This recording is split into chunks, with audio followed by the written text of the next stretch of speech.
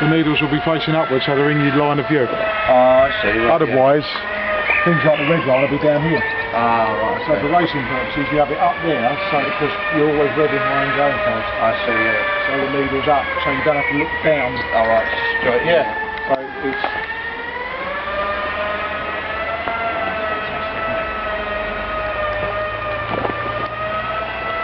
And these, why have you got this? I'll give you a commentary on various features about the car. This car is 1965, been prepared for FIA regulations. Mandatory items, towing eyes indicated to show marshals in the event of an accident.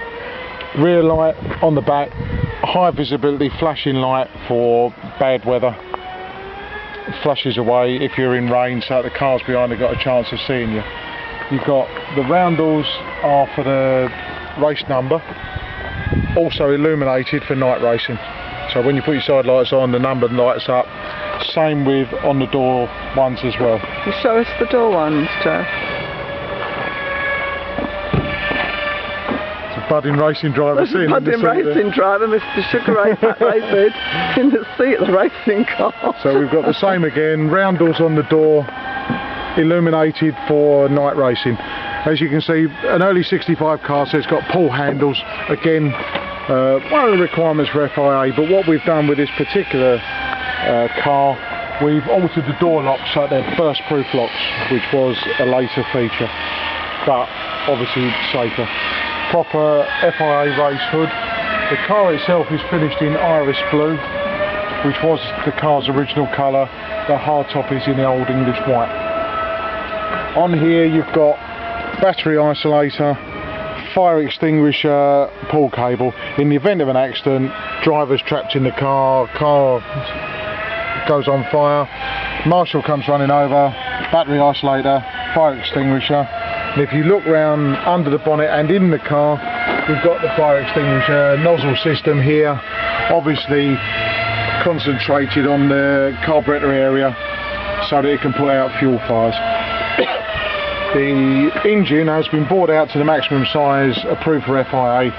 It is basically an MGB engine, but like I say, it has been brought out to FIA. It's got a race cam in it, 45 DCOE Weber, which has been jetted for this particular engine. Exhaust manifold, obviously 4-branch exhaust manifold, additional electric fan on the front because these engines generate more heat than normal. The catches on the front, safety catches to stop the bonnet flying up in a race situation, so you don't have your normal bonnet pull. Again, on the headlights, going onto the headlights, got the tape on the headlights, so if you have a stone hit it, cracks it, the glass won't fall out, it retains as much as possible. Again, for FIA use, the front panel underneath the grille has to be a solid panel, and the only holes you're allowed in it are for bumpers. So again, that is the feature of the old English white panels on the side to match the hood. Down to the wheels, these are mini light wheels but with a knock-on facility for ease of changing. So it's literally jack it up, knock the spin around, wheels off, new wheel on, you're on your way. The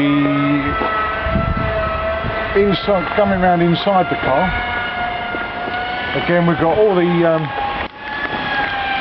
the FIA features. You'll notice with the clocks, they're mounted at an angle so that when you're doing race speeds, the needles will be facing upwards so they're easier to see. Switch gear in the centre, again safety ones. You've got isolator for the fuel pump, isolator for the ignition, isolator for the battery, and as you can see the fire extinguisher in the corner. Where's the fire extinguisher? Oh, the fire extinguisher's in the footwell over on the side. Fire extinguishers are actually dated. They've got a use by date, and if they run out of date you have to change them.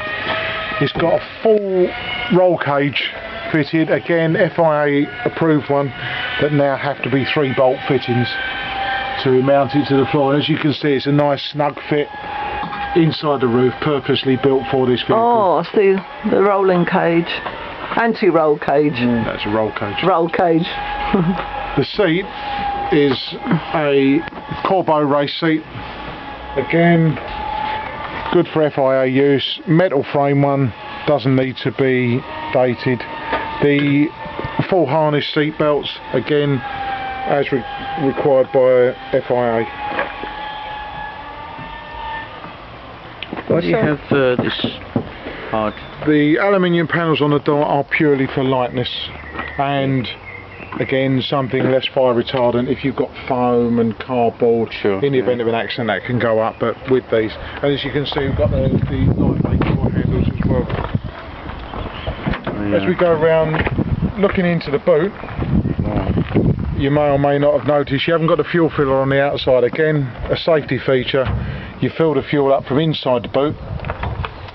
Electric high pressure fuel pump there, because these cars are revving hard. It's got a bigger carburetor, it needs a higher fuel delivery. At the moment on this one, the tank is mounted underneath. We will probably be looking to mount the fuel tank inside the car at a later date. And as you can see, all the wiring is kept inside the vehicle, again for safety reasons. You don't want it to be caught while you're out on track, so you keep as much as you can inside the car. Can I ask you what the 0 to 60 acceleration is and the top speed? Really don't know about those. We've gone by brake horsepower at the moment, because 0 to 60, no idea. Again, because each vehicle was tuned differently, you couldn't possibly say without actually timing it, and we haven't got that far with this one yet. It was literally dyno tested this morning, so you know, that's as far as it's got. But as you can see, the vehicle it's as good underneath as it is on top. It's absolutely like brand new, been done to a very high standard, and will be offered, or is being offered, for sale. So if anyone is interested, please contact us. Okay. Can you show us inside the other door, Joe? That's the fire extinguisher you were talking about. Solid. It's like a new car, isn't As you can see also there, you've got all your pipe work. There's a fuel line there. Brake line is the copper one, the fuel line's the silver one, and you've got the electrical cables, again, all kept inside so that any debris on the track can't sever a fuel line underneath the car. So underneath the car is as clean, smooth as you can get it. What would be the cubic capacity? You know?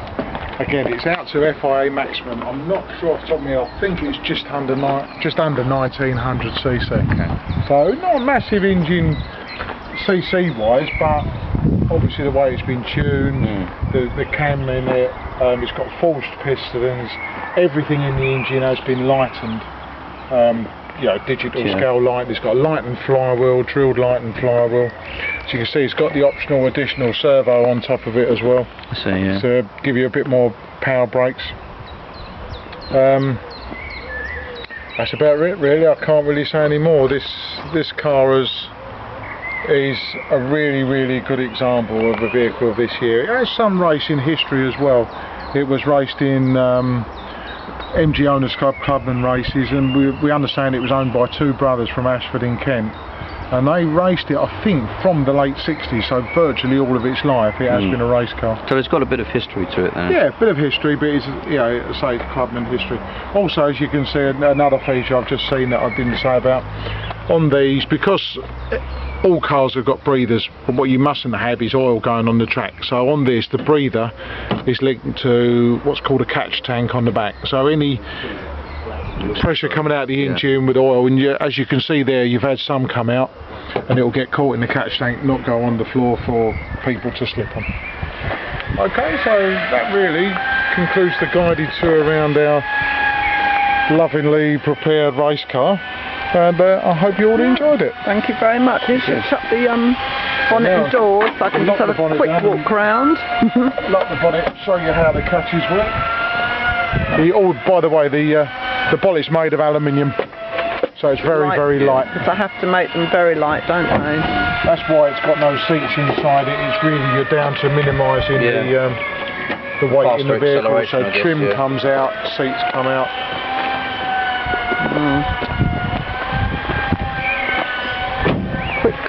photo session? Yeah, just a quick walk round with all the doors shut. So if you want to have a look at it on the internet, it's featured on our website www.stokesvehicle.co.uk. Thank you very much. Thank you, Jeff.